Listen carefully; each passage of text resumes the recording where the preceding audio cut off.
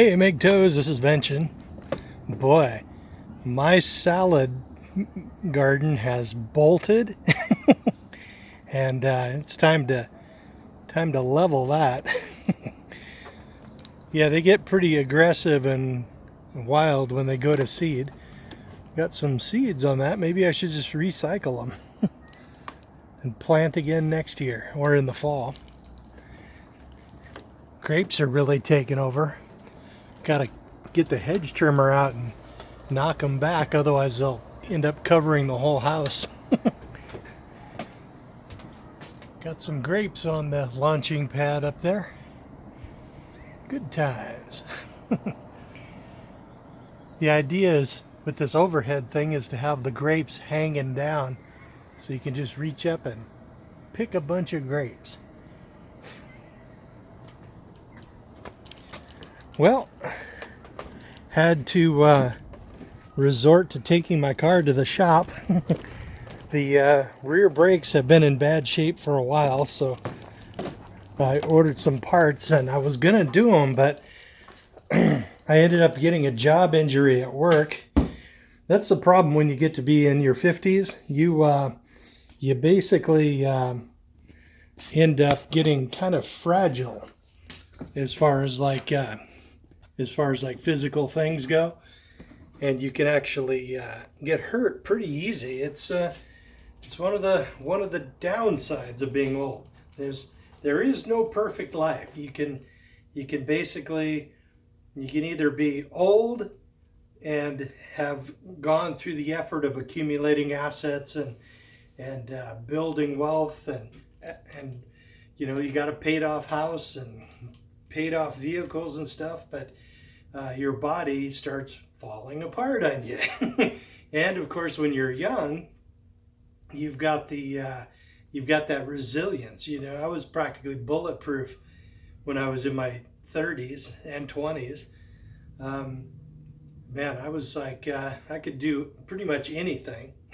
So there is no perfect life, but I didn't have any assets back then. So it's it's kind of there is no perfect life. So I just wanted to mention that there's a group out there called Early Retirement Extreme. And these guys, they're a group, and they put the math to how much they really need to live comfortably in their lives. And then they get a number, right? And then they can take that, and then basically they drop their living expenses to the minimum. They cut it back beyond what most people would even be considering sane. And they ramp it back so hard that they're living with a surplus income to expense ratio of about like I am, and they with a paid off house, and then they just sock away that money, right? And then eventually they look at their budget and they look at the amount that they have, right? And then they apply a formula to it, right? And generally, unless it's like a horrendous implosion of the stock market or something, during most years, people can certainly make 4%. They do bonds and they do stocks and a lot of conventional assets, and maybe they have some percentages of real estate, paying something, and overall it can work out to 4%. So the good rule of thumb that they use is, I think they use that. I'm not actually a member, but then they basically take the amount of money that they spend every year, about including all their expenses like medical and insurance and payments on things and whatnot, and then they add it all up, and then it reaches a certain number, right? So they got basically the number, right? Their annual income that they will need, and then they multiply, let's see, no, they divide it by 4%, right? And then that works out to a much bigger number, which is their magic number, their target number for what they need to retire. So, for example, if you lived overseas, right, in like Cambodia or Thailand or something like that, and you needed, like, say, $2,000 a month, right? That's like living large over there. People can make it easily on $1,500 a month over there, but let's call it 2,000. So you would need 24,000 a year, right? And then you divide that by 4%, which works out to about $600,000.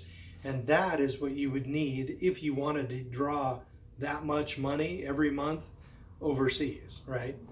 Or if you wanted to live like in northern Idaho in some small like lot or something, and live really frugally, you might be able to get away with that. But medical insurance in the United States, the medical system and the medical insurance is just such a complete scam job for most, for everybody that it basically is very difficult to retire here in the States. I would have to pay a minimum of like $900 a month, and then I'd have like a $10,000 deductible. So that is the main reason why I am still considering retiring overseas, because I could live easily, comfortably on $600. I mean, not 600. $2,000 a month, right? And then I would need a $600,000. Shit, I've already got that, right? So it's really tempting. So if I get hurt or something at work and I find that I just can't go on, right? It is an option to just sell everything and get on a plane and go live there, because I could easily draw that $2,000 a month.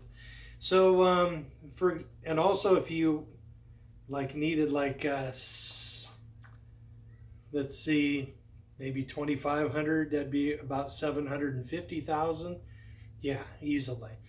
So they basically ramp their expenses down so hard till it just hurts, and then they just ramp up that savings every single year, and then oftentimes people can retire in as little as 6 or 7 years in that field, or in that, using that method. And man, if you add cryptocurrencies to that, typically Bitcoin, and that's the most conservative of all cryptocurrencies, every year, right, on average, it tends to double. Well, maybe every 10 months or so it tends to double. So there are some years that it just goes to shit. Like 2014, I was buying all that year, and every few months it would just take a big leg down. I was buying at $900 each, and then I ended that year buying it around $250. And then it went down to like $150, and I was so disgusted I didn't buy that month. But I did restart and continue buying in February and from then on. But basically, it's my opinion that late this year, like right around winter or so, we're going to see our next big leg up. We enjoyed a nice price increase just today and yesterday, but I don't think this is the main bull market that I'm expecting. I'm expecting the bull market to hit probably October or so, generally later in the year. And man, we've got so much infrastructure being built right now. Even like the NASDAQ has a trading desk that is just ready. All they need is a little bit of regulatory clarity, and they're going to be trading and buying into Bitcoins and other cryptos, and then other companies and banks and whatnot are jumping into this, it is going to be, it's going to be huge. I would not be surprised to see 40 or $50,000 Bitcoins by the end of the year. And then from then on, it's just up, dudes.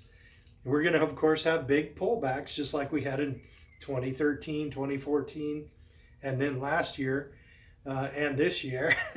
But when we go on these ballistic, crazy bull markets, and then we have a big, huge pullback after it tops out, it has never gone down to the levels that it was before the bull market, right?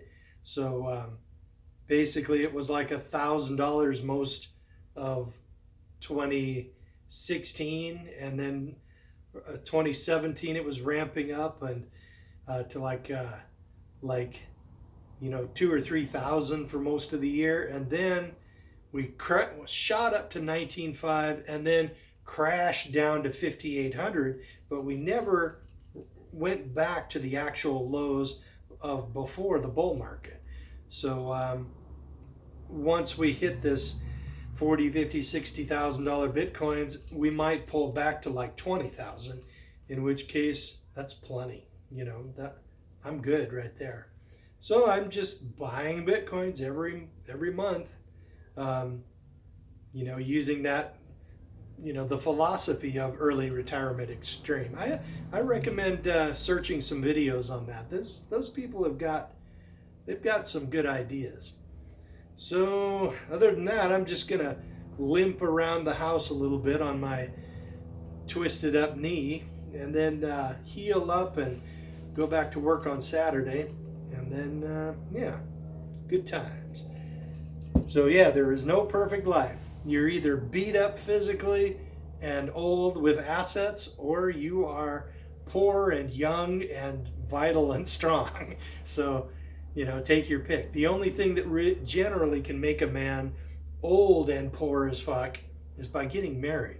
So, as I usually say, don't get married.